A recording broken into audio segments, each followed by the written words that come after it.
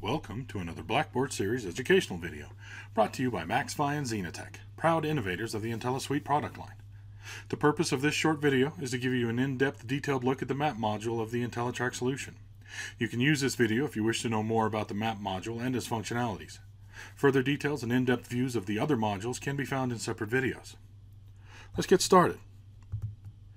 If you watched any of the introduction videos, you might remember I mentioned that we feel the map will most likely be the most used module of the solution.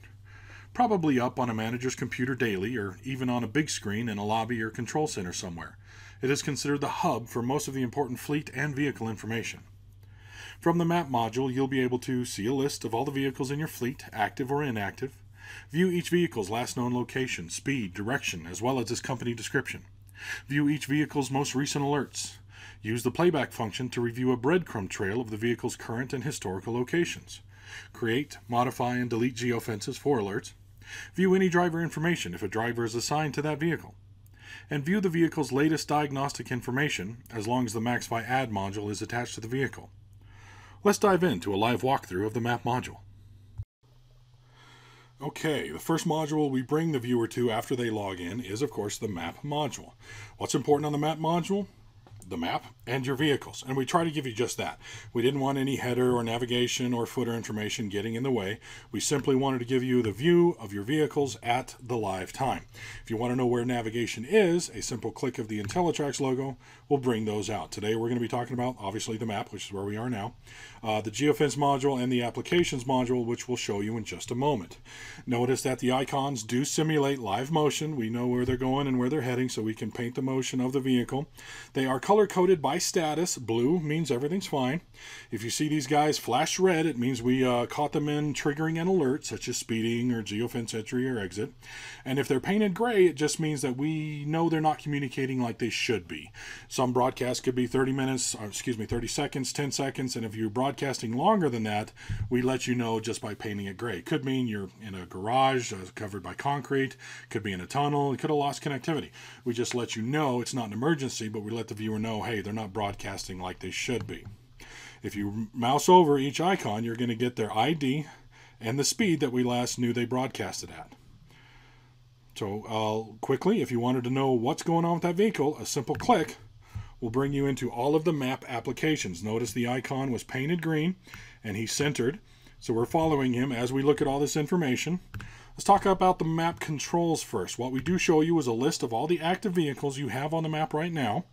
And a quick click of this button will bring up all of the vehicles inside your solution. Some vehicles are just not running and they're not active. But if you wanted to know where they are, all of these gray ones signify vehicles that are not active. And as well, they pop up in the list. So it's a nice quick way to get just active or all of your vehicles.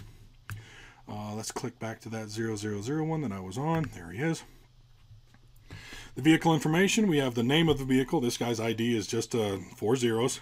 You get an image of the vehicle class, which you set in the administration module. You get a description, and you get the most recent broadcast information. Just a nice quick view to show you what's going on. You have all of the alerts this vehicle has been triggering on the day. If you wanted to know more about alert, you just open it up. And it lets you know what the alert was about, and you get 2 minutes before and 2 minutes after the alert with this little breadcrumb trail. So you have a nice little proof of data and just a real quick view to notice what was going on with that alert. Were they speeding? Were they in a geofence? What's going on? Beneath that is a very highly requested functionality we just added, and that's the playback module. Some people call it the breadcrumb module. The selected vehicle will give you the latest 2 hours of information. Notice this 2 hours has one of 199 broadcasts. And as you walk through the breadcrumb trail, you notice the bottom changes a little bit, and the vehicle moves, and so does the broadcast number. If you did want to go back in time, you could. You can go back 90 days and pick a date and pick a time. As soon as I get that guy up there, say noon, and I want 2 hours of that. I want 6 hours after that, so that would give you 12 to 6. And you click the search bar, and it goes back and gives you all that information, and you can walk back through that quickly. Just a nice quick way to go back historically. And if you wanted to, you could then click this little button, and it'll download all of the information that you just searched on into a nice Excel spreadsheet, so you could send it to somebody to do all the number crunching. We'll talk about geofences in just a moment. There are two ways a driver can be logged into a vehicle. You don't necessarily have to have a driver logged in if you don't require it, but some solutions will come with a tablet interface where the driver has to log in any manner of way, like a 4-digit PIN, a passcode, or an RD card, or something like that. And if they log in through the tablet, we know that driver is driving that vehicle through the router, so we assign that driver to the vehicle. Some solutions have drivers that are assigned to vehicles constantly. The drivers actually take the vehicles home with them, and they start off in the morning with them. And if that is your solution, then you actually have a way in the administration module, which we'll show you later, to attach a driver to a vehicle all the time. So any information that comes in off of that vehicle, such as driving behaviors, get attached to that driver. So two ways, again, through the tablet and through the actual administration module. But if you do find a vehicle out there and you notice that that's not the driver who you know is driving, you can redo it right here. You can just assign Mr. Spock to that new vehicle.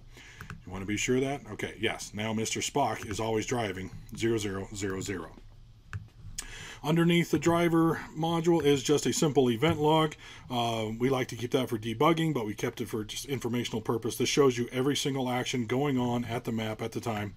As you can see, it's quite extensive. Most of it is just setting positions of the vehicles. So lots of information there for you to digest. But one more thing we'd like to show you before we get out of here is the actual geofence module. Let me center on that. We open it up. And we turn it on, and we see, oh, all of the geofences. Let me back up just a minute, because I know we have more than that. And there's all the geofences we have in the solution.